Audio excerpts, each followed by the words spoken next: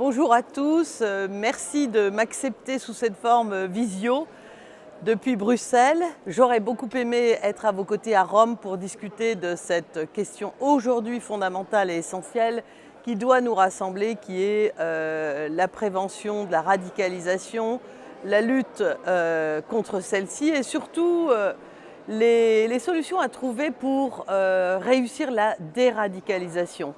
Vraiment, mille excuses, mais j'espère avoir le compte-rendu de vos travaux et pouvoir continuer de dialoguer avec vous, puisque depuis quelques semaines, j'ai l'honneur, mais surtout la lourde responsabilité de présider la commission terrorisme au cœur du Parlement européen. Cette création dédiée à la lutte contre le terrorisme vise à enquêter, à travailler à travers l'Europe sur les difficultés et les défaillances qui peuvent exister dans ce domaine après les attentats que les Européens ont subis et qui les menacent aujourd'hui quasiment au quotidien.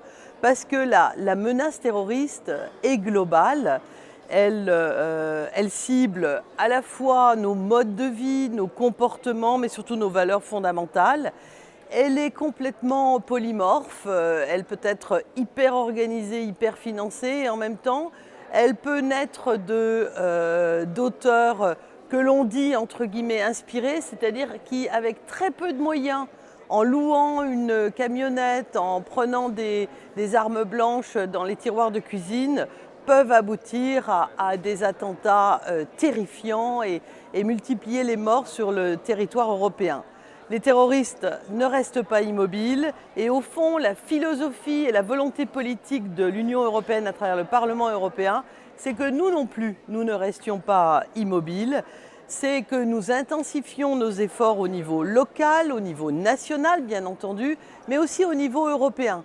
Pas seulement avec une prise de conscience du caractère global et donc transfrontalier de la menace terroriste, mais aussi avec un soutien très fort aux États membres en essayant d'apporter au plan européen une valeur ajoutée à ce combat qui sans doute va durer un grand moment, à mes yeux peut-être presque une génération.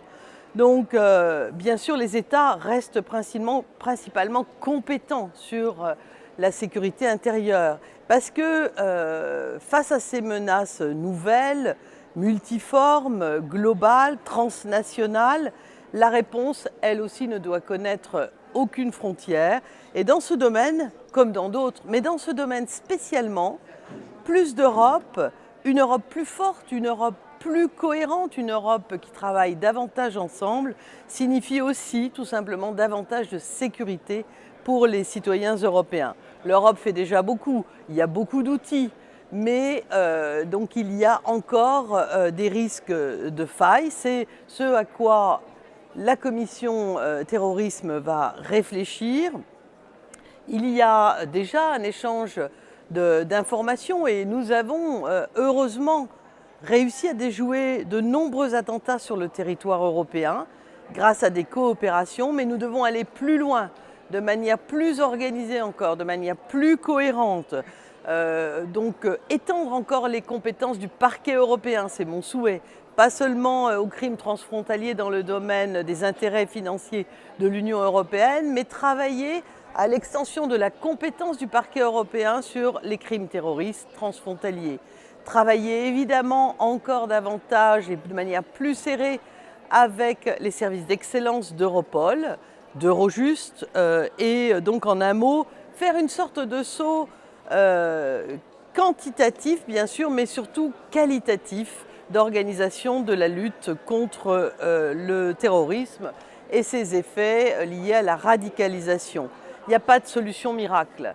Sans doute Sir Julian King, le commissaire avec lequel la commission parlementaire terrorisme travaille étroitement, vous dira tout comme moi, et vous le sentez bien, que le zéro menace en quelque sorte n'existera jamais. Mais ensemble, nous pouvons trouver des moyens efficaces pour renforcer l'action de l'Union européenne. Parce qu'au fond, en étant seul, aucun pays n'arrivera à relever les défis d'une telle ampleur.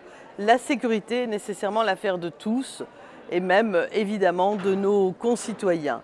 Nous devons, nous, en tant qu'élus européens, répondre à l'exigence de responsabilité qui est la nôtre et qui nous a été confiée par les citoyens européens.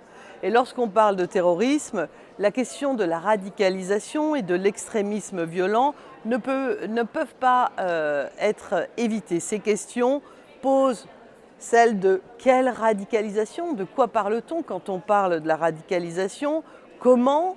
Il y a beaucoup d'idées fausses qui circulent. Aujourd'hui, il y a beaucoup moins de combattants étrangers qui reviennent sur le territoire européen, soit parce qu'ils sont morts sur les théâtres de guerre à l'extérieur de l'Union européenne, soit parce qu'ils y restent. Et en même temps, il y a, d'après les chiffres qui valent ce qu'ils valent, plus de 8000 citoyens européens qui ont rejoint les rangs des organisations terroristes. On voit bien que la radicalisation est un phénomène complexe, difficile à appréhender et surtout extrêmement évolutif, comme je disais tout à l'heure. Donc elle prend des formes très très variées. Il y a beaucoup de facteurs sociologiques, politiques, et il n'y a pas au fond un profil unique de la personne radicalisée, jeune en général, mais qui touche pas seulement les hommes, qui touche les femmes, où certains utilisent les enfants par rapport à cela. Donc surtout, comment nos propres citoyens aussi, nos jeunes dans nos villes, dans nos États membres, peuvent-ils en venir là? Comment les idées mortelles, extrémistes, peuvent-elles prospérer dans nos sociétés? Je pense que ce sont des questions auxquelles vous allez vous atteler et pour lesquelles vous aurez sans doute des réponses, des façons d'envisager ces phénomènes qui pourront contribuer au débat européen pour lutter ensemble et assurer la sécurité des citoyens européens. Je vous souhaite de bons travaux et espère avoir l'occasion de continuer de dialoguer avec vous, avec les uns et les autres, et vous remercie d'avoir accepté cette forme moderne mais bien pratique de rencontre.